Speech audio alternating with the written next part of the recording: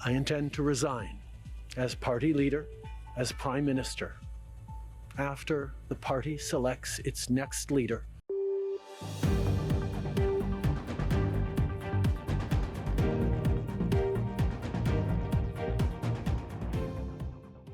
Es algo que no es nuevo, lo ha dicho ya varias veces y nosotros en ese sentido no estamos de acuerdo porque sabemos y lo respetamos mucho. Pero en el caso del tratado comercial entre Canadá, Estados Unidos y México, ha beneficiado mucho a Estados Unidos.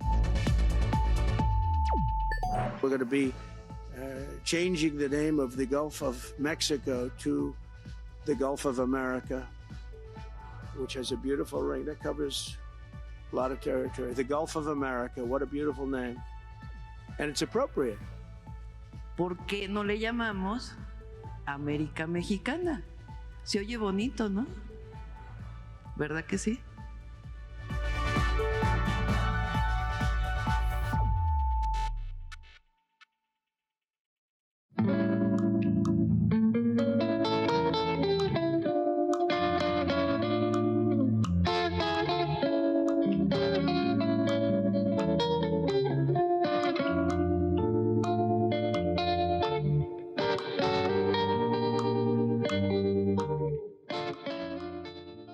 Bienvenidos a Mirador Norteamericano, una coproducción de la UNAM, la CUAED y el CISAN.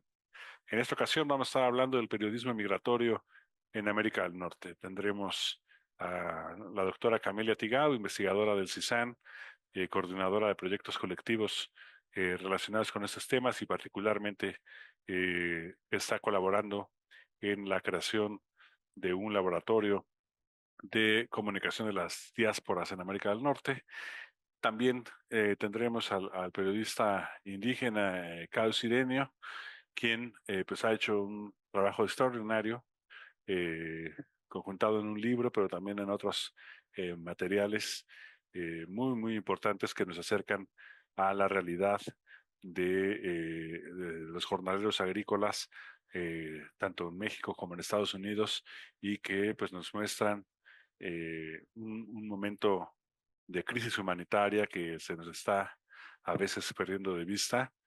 Vamos a estar hablando pues de la importancia de hablar de estas cuestiones, de la importancia del periodismo, del análisis de la comunicación, pero también pues bueno, de estas condiciones, esta situación de emergencia humanitaria muchas veces invisibilizada en otros medios hegemónicos de comunicación, pero que aquí en Mirador Norteamericano lo tendremos para la reflexión. Va a ser un programa fuerte, pero muy necesario en estos tiempos de crisis humanitaria relacionada con la migración en esa región y otras partes del mundo.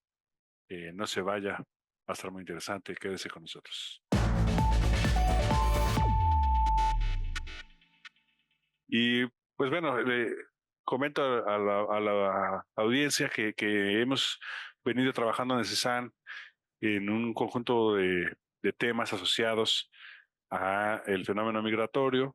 Uno de ellos pues ha sido el tema de la diplomacia de las diásporas, que nos ha preocupado. Hemos creado diferentes proyectos colectivos en torno a ello y particularmente hemos creado un laboratorio de análisis de la comunicación sobre migración en América del Norte.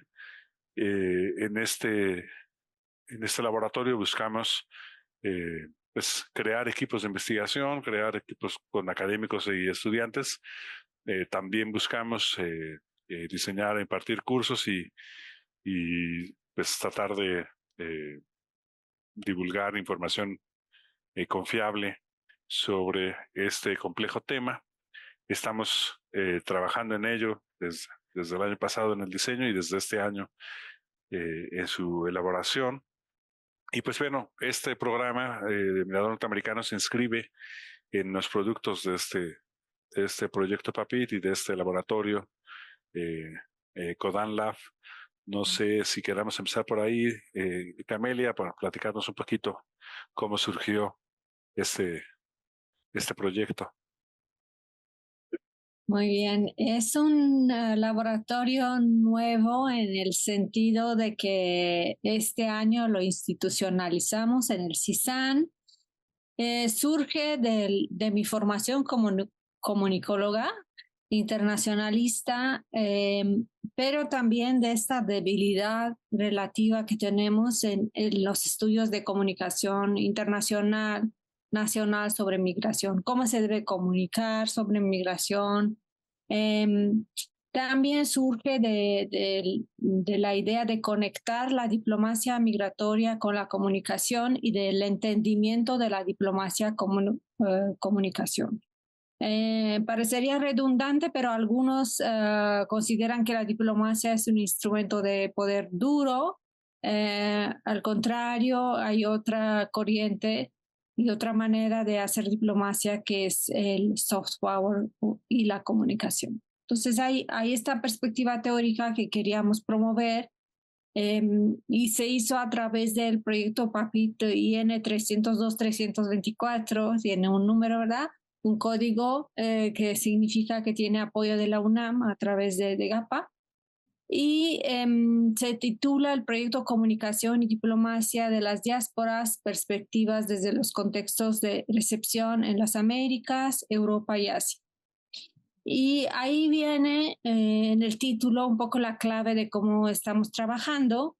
El proyecto ya tiene 1 año y medio, está exactamente a la mitad ahora. Cooperamos con colegas de la India a través de un foro que se titula Global Research Forum on Diasporas and Transnationalism, que es realmente un think tank. Y también nace de una colaboración duradera con colegas de LASA, que es la Asociación de Estudios Latinoamericanos, y por eso es que tenemos a colegas de Norteamérica, en particular la doctora Naivi Ladrich de la City University of New York. Entonces, ¿qué queremos? Es ver cómo los migrantes se integran a los contextos de recepción, es decir, desde a dónde llegan. No es que no queramos ver causas, pero también cuál es la perspectiva de la población local en el momento en el que... ¿Por qué digo que el laboratorio es relativamente nuevo? Tuve la suerte y aquí otra vez quiero agradecer a la UNAM por haber estado colaborando con 2 laboratorios. Uno fue la BIMI, que es un laboratorio de Brasil. Ellos tienen un seminario y muchas actividades de incidencia social en la Universidad Estatal de Río de Janeiro. Y ese laboratorio yo lo conocí en 2017. Y luego, durante una estancia más larga en el Global Migration Lab, que es el laboratorio de migración global de migración de la Universidad de Toronto, también funciona con base en un seminario. Pero nosotros no queríamos, como tú bien sabes, porque participas en este laboratorio, no queríamos ser simplemente un espacio de discusión académica, ¿no? Queremos incorporar la migración en los estudios y la práctica de relaciones internacionales, pero también ir más allá para implicar medios de comunicación, es decir, actores no académicos, ser transdisciplinarios. Y ahora voy a hablar más de eso. Es decir, queremos involucrar artistas que trabajan en la migración desde una investigación diferente y los hemos tenido a través de las obras de teatro sobre migración que hemos representado. Y con esto, con una visión multiactorial, tener una perspectiva más amplia de lo que es la comunicación. Y desde el punto de vista de los estudios de la migración, podemos ver que esta comunicación de la migración pues surge también en paralelo con el ascenso de los medios de comunicación, no solo masivos, pero también las redes sociales. es cuando con la internalización de la comunicación internacional hay un mayor interés hacia la migración. Y por ahí ese es el interés académico y desde luego el interés esencial es involucrar a los migrantes. En el proyecto participan varios migrantes mismos y tenemos trabajo de campo con migrantes y muchos de nosotros somos migrantes internos o internacionales. Entonces, esta perspectiva es la que queremos, no un estudio de libros, sino un trabajo en movimiento para pues revolucionar un poco la manera en cómo tenemos contacto desde la universidad con el tema migratorio. Y bueno, ya por último voy a aprovechar para decir que vamos a tener un podcast sobre migración que se llamará Y sin embargo se mueve, que está a cargo del guionista Everest Landa, también participante en el proyecto, también como con la idea de dar otra perspectiva de la migración, ser una voz y quizás ofrecer un medio alterno de comunicación. Sí, así es, hemos hecho este esfuerzo y bueno, tú lo has coordinado maravillosamente, Camelia, en esa combinación de rigor académico con convicción ética. Es un trabajo, pues bueno, del que me encanta ser parte y que nos ha conectado también con, pues, con un montón de aspectos de uno mismo, de la situación que se está viviendo y también, por supuesto, pues la vitalidad de los estudiantes, de las y los estudiantes que están involucrados en el proyecto, que están trabajando día a día aquí en el CISAN como parte de él. Y pues bueno, pues se va construyendo esta investigación, este equipo de investigación colectiva que con una alta incidencia ética y social. Y bueno, pues Carlos Ireneo, gracias por aceptar ser parte de esta interlocución y de permitirnos ir explorando estos caminos dolorosos, pero pues tú has trabajado como periodista durante mucho tiempo, incluso a veces encubierto, has reportado pues una gran cantidad de temas relacionados con la migración. No sé si quieras platicarle un poco a nuestro público sobre tu trabajo y cuáles han sido algunos de tus retos eh, que se te han presentado al hacer esta loable labor.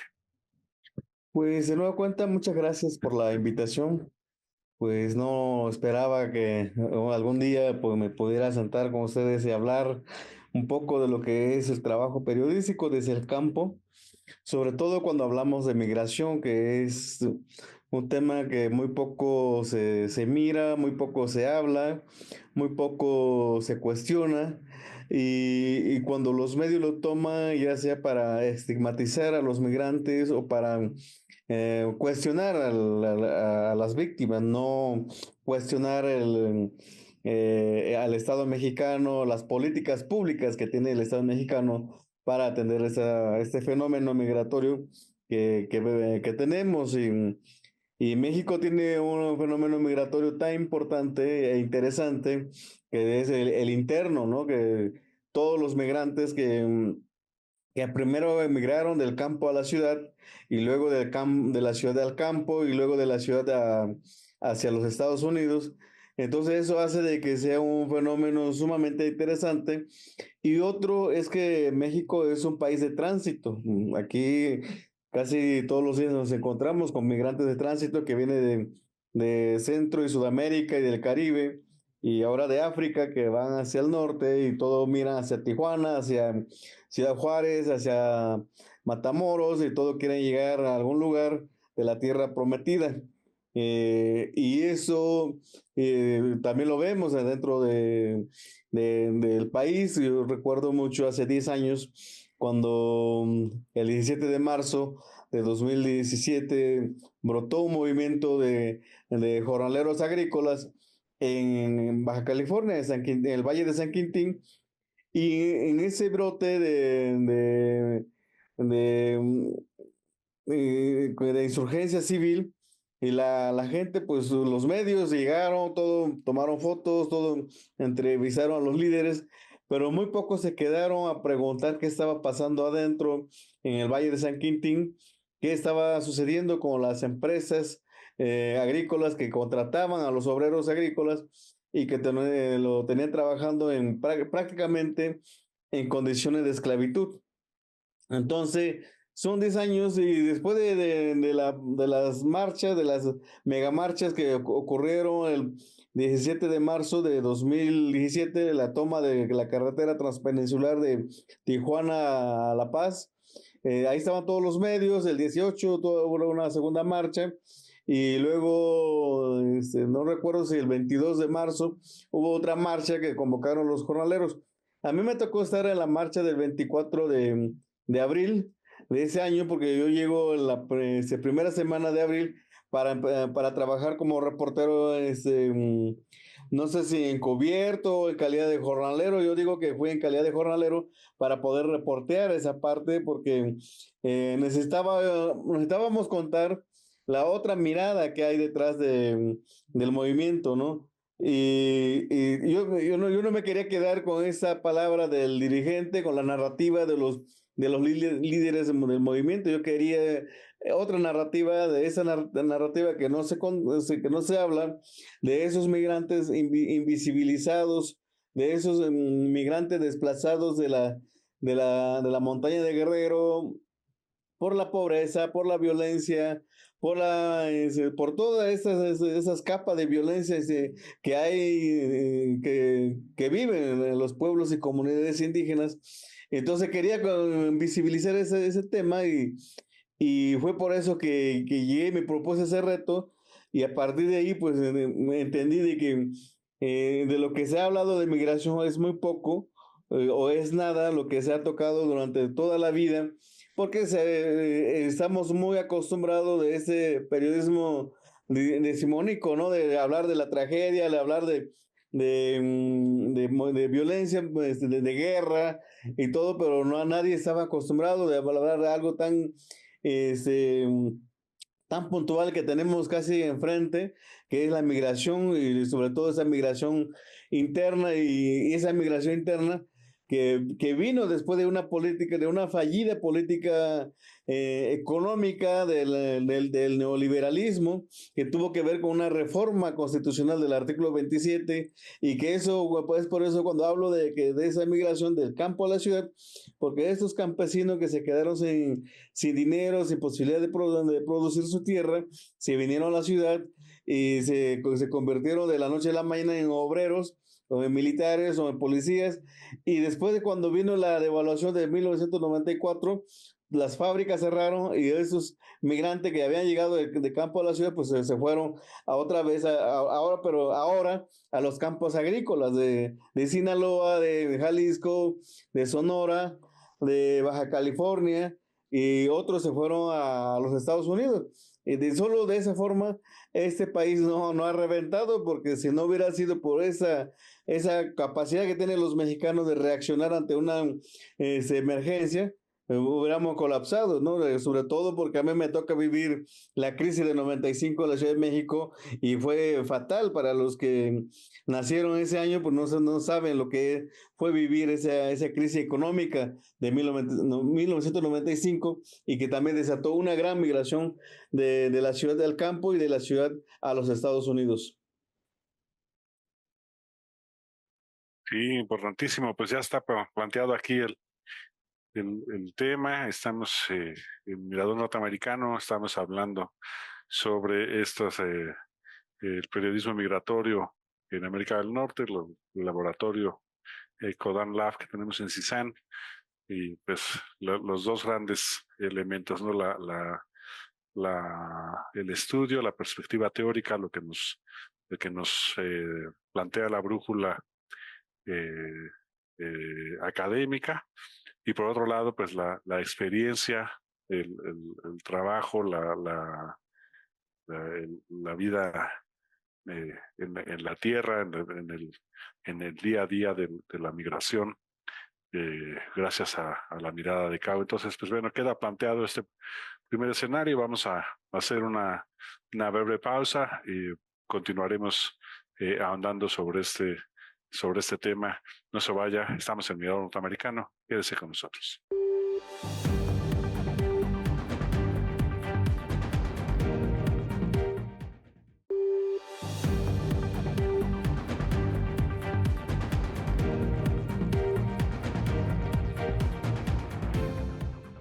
Estamos de regreso en Mirador Norteamericano. Estamos hablando del periodismo migratorio en América del Norte y tenemos como invitados a la doctora Camelia Tigao y el periodista Cao Cirenio, autor del libro Jornaleros Migrantes, Explotación Transnacional, en donde pues nos hablas pues de esta precariedad de la que ya nos mencionabas en el bloque anterior. Trabajo casi esclavo en muchas ocasiones. Pues bueno, un escenario verdaderamente inmundo el que nos planteas. Por favor, platícanos un poco de este libro que se agotó su primera edición. ¿Qué reacciones? Bueno, platícanos un poco del libro y de las reacciones que ha causado, por favor. Pues es un libro que tal vez nunca me hubiera gustado escribir, ¿no? Porque después de haber vivido en los campos agrícolas, sobre todo en San Quintín, en el Rancho Los Pinos, y vivir de primera mano esa historia, ver de que esa base de explotación tiene mucho que ver con esas barreras lingüísticas que hay en este país y que no tiene una política pública o lingüística que atienda a las poblaciones indígenas y que son las personas que viven con esa constante explotación en los campos agrícolas. Y la experiencia que me lleva, ¿no? Es eso de poder, sobre todo gran parte de esa entrevista que se hace en los surcos de San Quintín, se hace en mi lengua materna, Tunzavi. Entonces eso permitió de tener plática muy fluida con la gente y también me permitió vivir casi a escondida y encubierto, no sé si encubierto como jornalero, eso todavía no he podido definir cuál sería la definición correcta, ¿no? Si era jornalero o era encubierto, porque esa parte de ir a trabajar a los surcos, llegar en la tarde, en la noche, salir afuera del campo, del campamento, grabar con el audio, contar la historia en audio, igual mandarlo a Chilpancingo Guerrero para que de ahí lo respaldaran y transcribieran la entrevista. Y cuando yo terminé el reporteo de que duró 15 días, pues llegar a Guerrero y ponerme a escribir. Entonces eso me hace recordar de que todas las cosas se puede hacer periodismo. Muchas veces también se ha cuestionado ese tipo de periodismo que se hizo, ¿no? Con ese libro, si era ético entrar a trabajar en los ranchos en calidad de jornalero para después escribir, y que si se rompía la ética profesional, que si se ponía en peligro la vida de los jornaleros. O sea, había mucho cuestionamiento al respecto y yo todavía sigo tratando de encontrar una explicación de lo que puedo encontrar, que lo primero que digo, de tema ético, pues, yo lo que traté de hacer es poner el bien común de los derechos humanos como un bien máximo. Entonces dije, pues, colocar los derechos humanos como un bien máximo, eso para mí rompía lo que es la ética profesional, porque si las empresas agrícolas violan, roban salario, violan los derechos humanos, hay abusos en contra de los trabajadores, acoso en contra de las mujeres, malos tratos, lugares antihigiénicos donde viven, O sea, todo esto, ese tipo de abusos, de explotación, no sé qué es lo más ético, ocultar estos, esta forma o estos medios de explotación, ocultarlo, o, o trabajar como jornalero para poder visibilizarlo. Entonces, es lo que me propuse, me planteé de ese libro, y es un libro que tiene 17 historias, 11 historias están hechas en México, y esa historia está hecho en San Quintín, en Rancho Fox, que creo que es la historia que también muy pocas veces hemos hablado del libro, ¿no? Porque del libro se ha hablado mucho del Rancho Los Pinos, donde se hace ese primer texto, pero de ahí nos vamos con otros textos, hablamos de otras situaciones, de situación de las mujeres, la organización de las mujeres en los surcos, hablamos de la lucha del viaje de Guerrero hasta San Quintín, viajar más de 70 horas y sin dinero, de hablar de muerte de mujeres, de adolescentes de Guerrero en Casimiro, no recuerdo el municipio, Casimiro Castillo, de Autlán, Jalisco, hablar donde en un accidente mueren 11 personas y 3 de esas personas son de Guerrero, de una zona pobre, y paradójicamente las comunidades están debajo de Puente Solidaridad, de una de las emblemas de ingeniería mexicana que se construyó en 1988, en 92, perdón, ese puente tan impresionante, y ver ahí, cuando uno pasa, cuando uno va a Acapulco, puede ver esas comunidades donde salieron esas mujeres que murieron en un accidente automovilístico y que no fueron indemnizadas, ¿no? Y estar en ese funeral y contar esa historia, hablar de esa pobreza que viven, y que el gobierno del estado de Guerrero no tenga ni una pizca de programa de políticas públicas para atender a los desplazados, a los migrantes, a los jornaleros agrícolas. Y entonces muchos nos quedamos en esa historia, pero no nos hemos metido para hablar de lo que pasa en Rancho Fox, que también, donde llego a trabajar como jornalero, recorro todo lo que es Rancho Fox, recorro lo que es el Centro Fox, y que está todo ahora empolvado, y ver que a un lado de Rancho Fox hay un campo agrícola que no tiene baño, que que los jornaleros que ahí trabajan toman agua en un vaso, una botella cortada a la mitad, y que el agua que almacenada en un bidón, toda oxidada, ¿no? O sea, hablar de ese tipo de precariedad, de explotación en el rancho de uno de los personajes más ruin de este país, creo que nos hemos quedado cortos cuando hablamos del libro de jornaleros migrantes.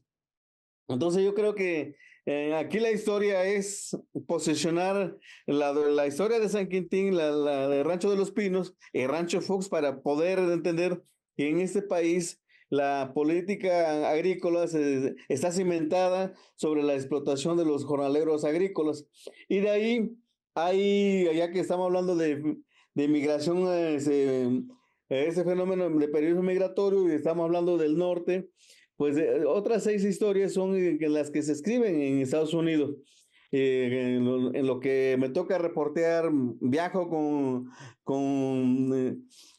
coyotes, con traficantes de personas de Los Ángeles hasta el estado de Washington. Me toca escuchar esas amenazas de esa persona que amenaza a los guatemaltecos, a los salvadoreños, y que le va incrementando el pasaje desde que salimos de Los Ángeles hasta Seattle, que salimos con $250 el costo, y cuando llegamos a Seattle ya los salvadoreños tenían que pagar $600 por ese viaje. Entonces, conocer esa red de traficantes de personas en Estados Unidos, los gringos nos acusan a nosotros que traficamos con migrantes, que permitimos la migración en México, pero ellos no se han puesto a investigar, no se han puesto a cuestionar también su sistema de migración interna, en donde hay una red importante de traficantes de personas y que no ha sido visibilizada. Y de ahí nos vamos con tres historias maravillosas que para mí, porque son historias que logra, donde justo ahora que hemos estado hablando de migración, con el gobierno del Trump, Donald Trump, está la historia del Sindicato de Familias Unidas, que logra un contrato colectivo. Todos los jornaleros, los que trabajan en ese sindicato, los que organizaron ese sindicato, son documentados, son jornaleros irregulares y logran ese contrato colectivo. Entonces es una historia que digna de festejar, ¿no? De que a pesar de todo, hay esperanza, hay triunfo en Estados Unidos.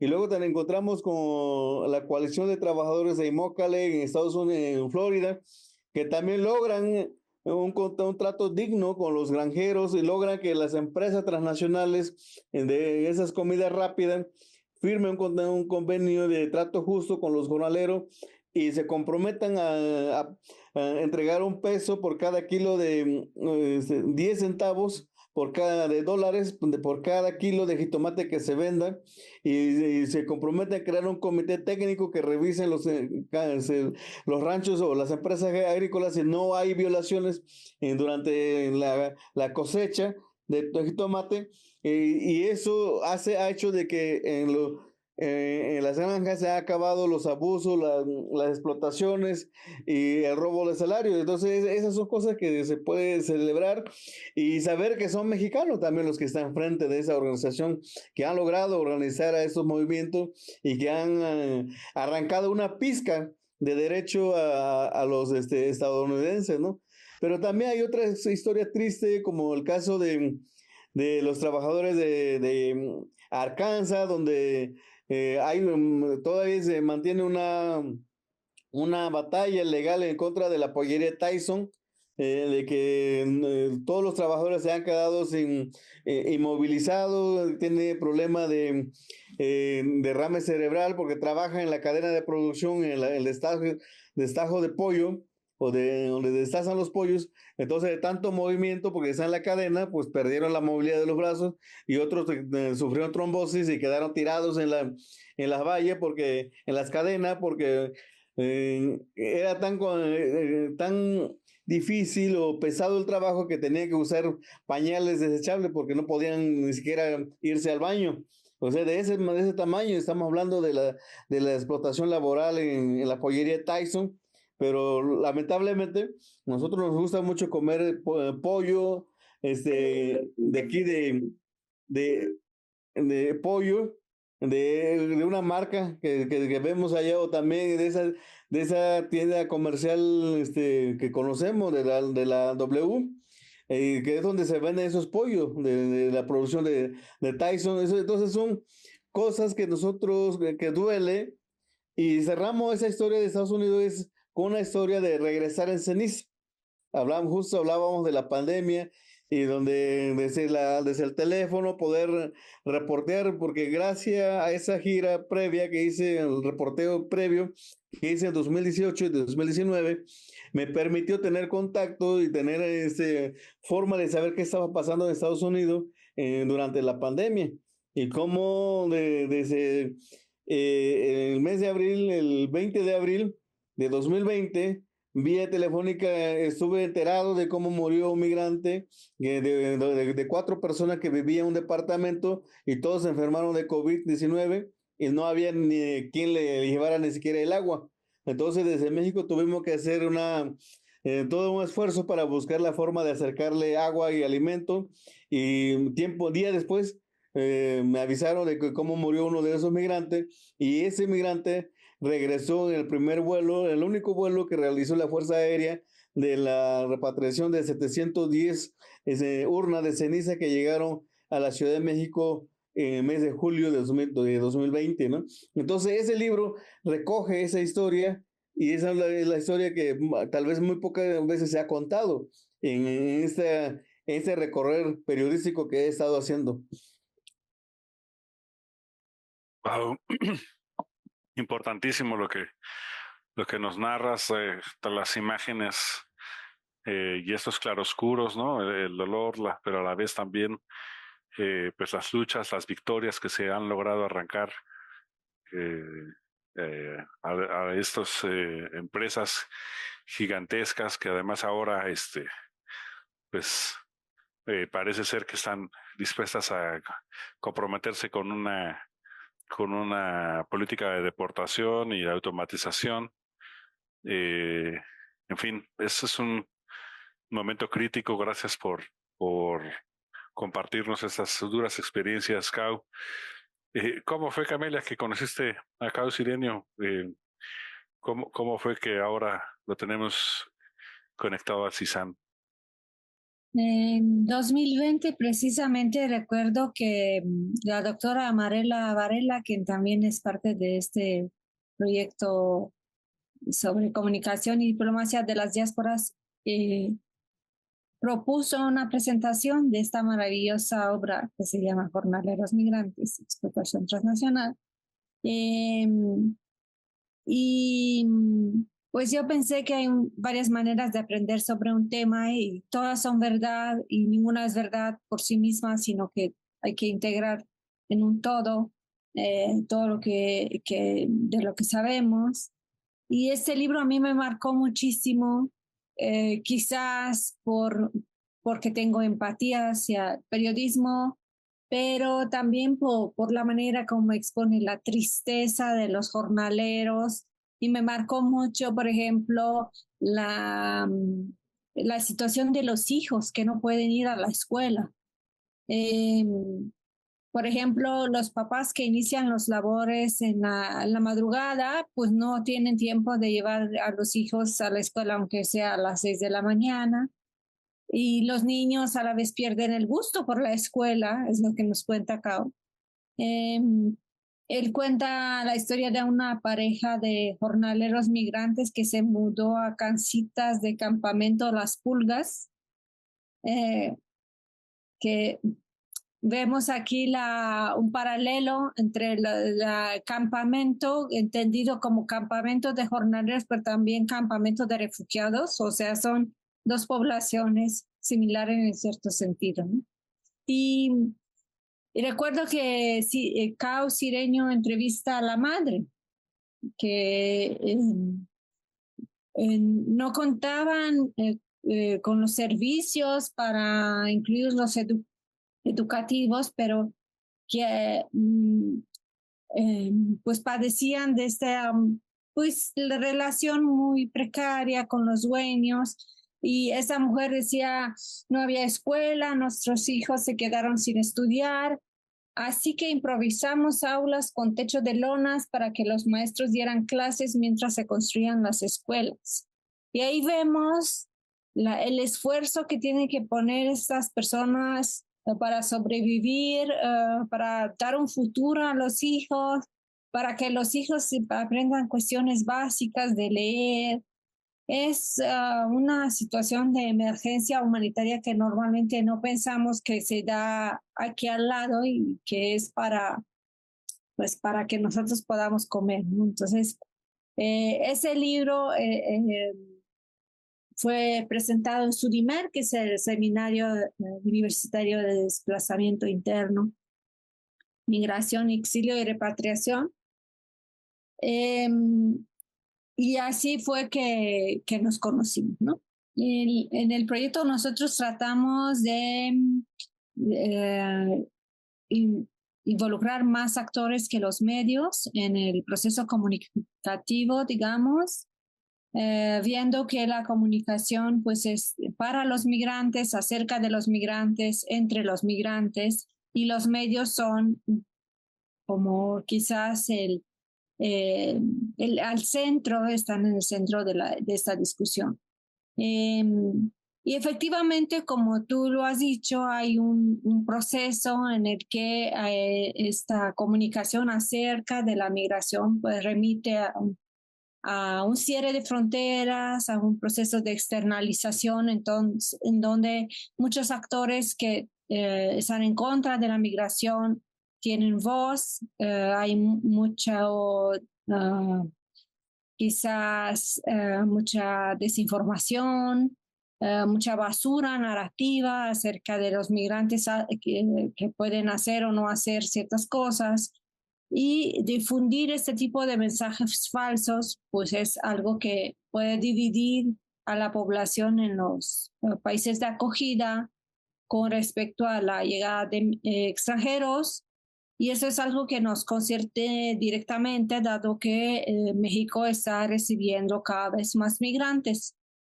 No en el tamaño que otros países, como sería Turquía, es decir, no hay una invasión como a veces se quiere pintar, pero sí es importante tener este contexto en donde los migrantes son percibidos como grupo externo que viene a abonar o a quitar algo a los nativos. Y luego tenemos la comunicación para los migrantes, es decir, qué pueden hacer los medios, pero también la academia o las redes sociales o diferentes fuentes de información para apoyar a los migrantes en el proceso migratorio. Es decir,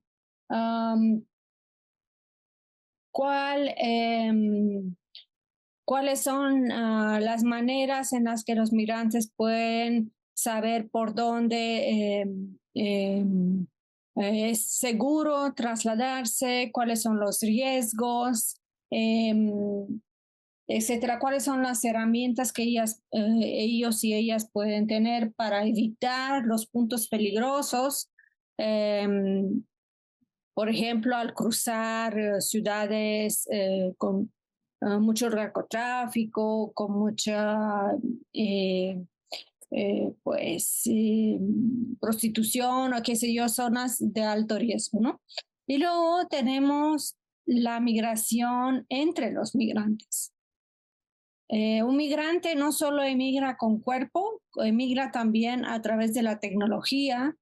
Esa internetización de la migración conlleva a un proceso migratorio en el que la migración es híbrida, o sea, se migra de dos formas, ¿no? Y ahí hay una relación positiva constante entre las intenciones migratorias, los comportamientos migratorios, cómo los migrantes se pueden apoyar entre ellos como redes, ¿no? Mutuas, ¿no? Y eso es más o menos lo que queremos enseñar en el proyecto, tratando de no convertirnos tampoco en una herramienta como tal, pero sí en visibilizar procesos comunicativos que no se habían visto antes. Cau, ¿qué proyectos tienes de lo que nos puedas platicar, lo que no sea secreto, pero qué nos puedes decir de lo que viene? ¿Cómo podemos echar espacio para apoyar tu trabajo futuro?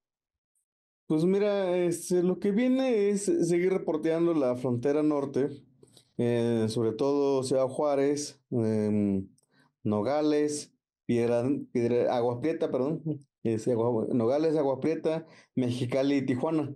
Sobre todo porque en la zona de Agua Prieta y Nogales, donde pasan los migrantes, se cruzan por lo regular los migrantes indígenas que van en calidad de migración irregular.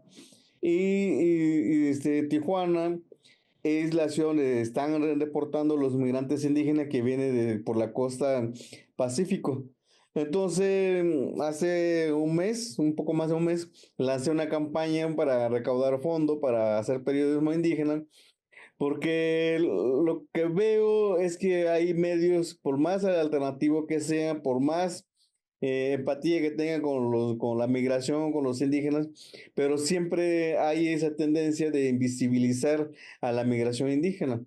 Entonces, siempre, bueno, desde que he empezado a cuestionar ese tipo de periodismo que estamos haciendo, veo de que el tema de los migrantes indígenas lo tenemos que contar nosotros, los periodistas indígenas, porque vemos otra situación, otras causas que atraen esa migración desde las comunidades, que ya le hablaba hace un rato de esa violencia, esa capa de violencia que viven los pueblos indígenas, y eso lo lleva a desplazarse, y esa también, y esa posibilidad de hacer entrevistas desde la propia lengua materna, conocer de primera mano esa historia que un migrante indígena no le contaría a un reportero de la ciudad, un reportero urbano.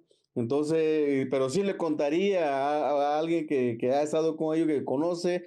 Entonces queremos hacer ese periodismo indígena, cambiar un poco la narrativa, o sea, como de colonizar el periodismo, que el periodismo no sea ese tradicional de ir a los pueblos, regresar y escribir, y es que eso qué es lo que dijeron. Nosotros queremos dejar ese dijonismo de los pueblos, y que nosotros seamos los propios narradores para poder deconstruir esa mirada, pero también tenemos que hacerlo desde la frontera. Pero bueno, decimos de colonizar, pero también requerimos de las personas como ustedes que acompañan esos procesos para que esa campaña pues también siga en camino, podamos seguir contando esa historia desde otra perspectiva, para escribirlo desde la lengua y escribirlo también para los que no lo hablan o no hablan la lengua materna. Entonces ese es el nuevo proyecto que tenemos que contar, que tenemos que empezar a generar a partir de lo que ya tenemos, que es la herramienta del periodismo. Porque así como decíamos que la migración no es el cuerpo que se mueve, sino que tiene que ver también el territorio que se está despoblando, y tiene que ver también esa esperanza que se lleva a cuesta, esa historia que desconocemos. Entonces hay que ponerle un poco de atención y darle un poco de espacio para escuchar a los migrantes, porque en mi lógica esta migración no es una migración que va buscando oportunidades, sino es un desplazamiento forzado. Háblese de México, háblese en cualquier parte de América Latina, de Centroamérica. Es un desplazamiento forzado porque hay una política que ha fallado y que no le ha respondido a esta población. Por eso huyen de la violencia en sus comunidades. Muy bien, muchas gracias, Cabo, por aceptar la invitación a participar en este programa, por acercarnos a esta realidad y permitirnos asomarnos un poquito a su complejidad para pues, al menos dejar de estar tan ciegos. Muchas gracias, Cabo. Pues muchísimas gracias a ambos y gracias a usted por seguirnos. Hasta la próxima.